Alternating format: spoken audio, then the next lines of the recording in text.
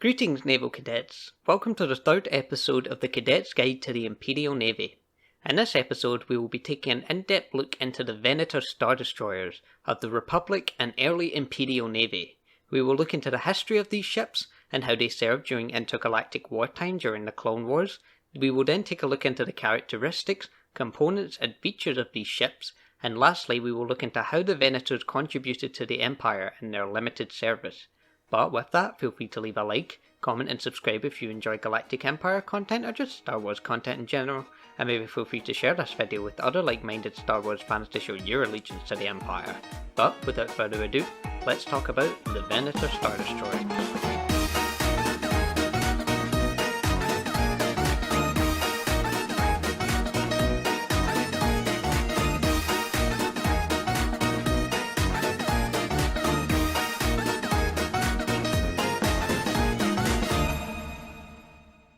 The Venator-class Star Destroyer is a capital ship and naval destroyer model developed and manufactured by Kuwait Drive Yards with the purpose of being a starfighter and trooper assault and defensive carrier, capable of punching through enemy lines with a heavy barrage of turbo laser weaponry and starfighter onslaughts.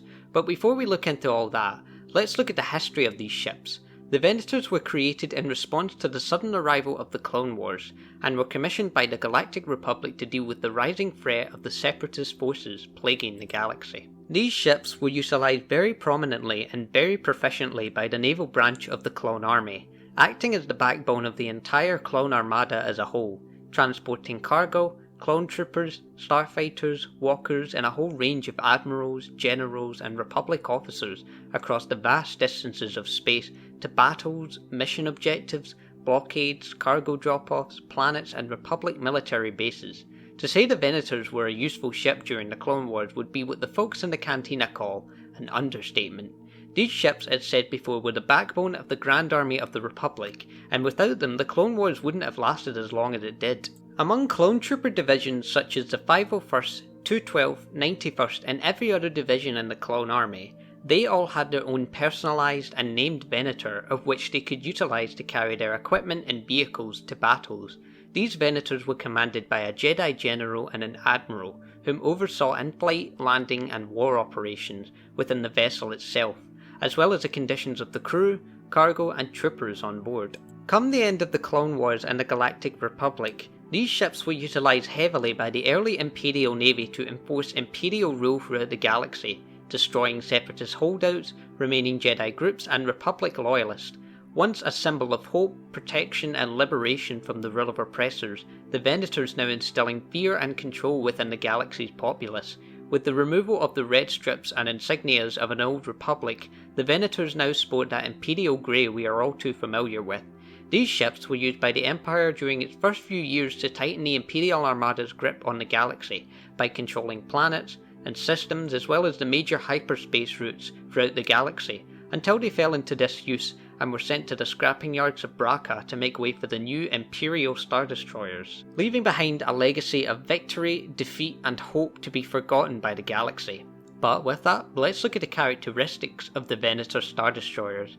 At 1,137 metres in width and 1,155 metres in length, the Venator Star Destroyer is a large warship with a large array of tactical advantages when conducting sieges, full-scale assaults and planetary defences against enemy forces due to its technical prowess and advancements, costing 59 million credits in total to manufacture and construct. The Venators sport a thick and sturdy armour-plated hull and a very strong deflector shield, capable of holding against the toughest of turbo laser weaponry that enemy fleets have to offer, being able to protect the Venator's hull for an impressive amount of time before going down, and even then, the hull is still tricky to tear into. Because of its large size and impressive defences, it has a capacity for 7,400 enlisted personnel, which includes naval officers, army officers, engineers, droids and pilots, over 2,000 troopers and ground combatants, and up to 7,000 metric tons of cargo, which includes weapons, materials, minerals, starfighters, tools and a ration count that will last for at least 2 years. Speaking of space, the Venators have a very unique hangar configuration, with the door running down the roof on the topside hull of the ship, allowing for easy access of an impressive number of ships and fighters into the hangar, with the ship's docking bays built into the inside wall of the hangar, running all the way down to the bow of the ship. Later Venator models feature two side doors on the port and starboard, which connect to the main hangar running down the middle of the ship, creating much more space on the inside and allowing many more ships to access. Because of this large amount of hangar space, the Venator, as said before, can carry an impressive number of starfighter and shuttlecraft, which includes 192 Alpha 3 Nimbus class V-Wing starfighters and 192 Eta 2 Actis class light interceptors, 36 Aggressive Reconnaissance 170 starfighters, 36 V-19 Torrent starfighters, BLTB Y-Wing bombers, and Clone Z-95 headhunters. Along with those, it can carry up to 40 low-altitude assault transports and a handful of transport shuttles, walkers, artillery, weapons and armour, and any tech that is used in battle or war operations.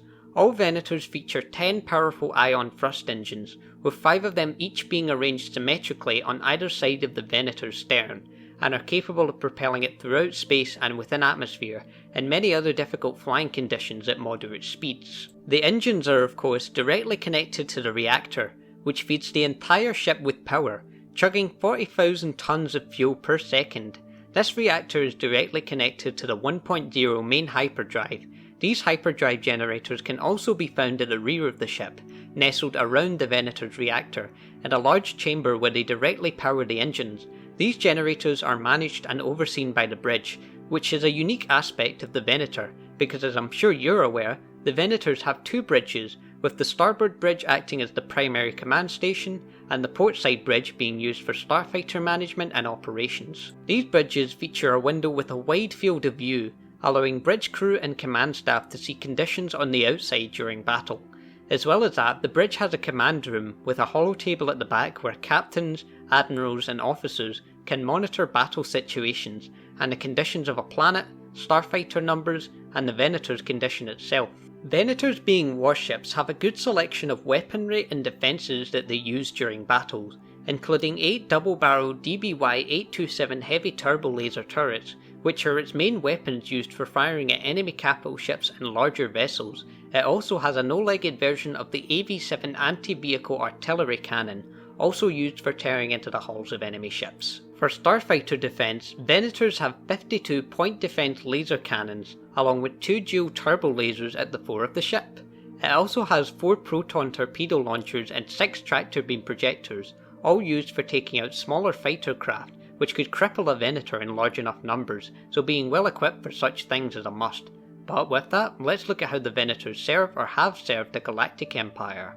The Venators served the Empire for a very brief period of time, in which they helped to tighten the Imperial Armada's grip on the galaxy, before making way for the Imperial Star Destroyers. They conducted many crucial operations during the early days of the Empire, most important of which being the destruction of the major cities and cloning facilities of Kamino. A good example being the capital city of Kamino, Tipuca City, which was destroyed by Vice Admiral Rampart and 3 Venators in order to ensure that the Kaminoan cloning technology remained firmly within Imperial control. Along with that, later into the Empire, the Venators were used during the early construction of the first Death Star and were stationed to oversee and guard it. The Emperor and Lord Vader famously used these ships as an observation platform for overseeing the construction of their new superweapon. As well as that, Grand Moff Tarkin led a campaign at Salient with several Venators in an effort to take on and wipe Saw Gerrera and his partisans off the galaxy map. Eventually, much later into the Empire, most Venators ended up being scrapped or simply abandoned as the new Imperial Star Destroyers were put into service, with the Venators leaving behind a legacy that has since been forgotten by most of the galaxy. Although with that being said, one Venator is still in service even today at Anthan Prime Orbital Dockyard, acting as a security and patrol ship. These ships will be recognised well into the future, and their achievements in warfare and galactic history is certainly one worth remembering, and there is no denying just how influential the Venator-class Star Destroyer has been in the formation of the Galactic Empire. But with that, thanks for watching, long live the Empire, and may the Force be with you.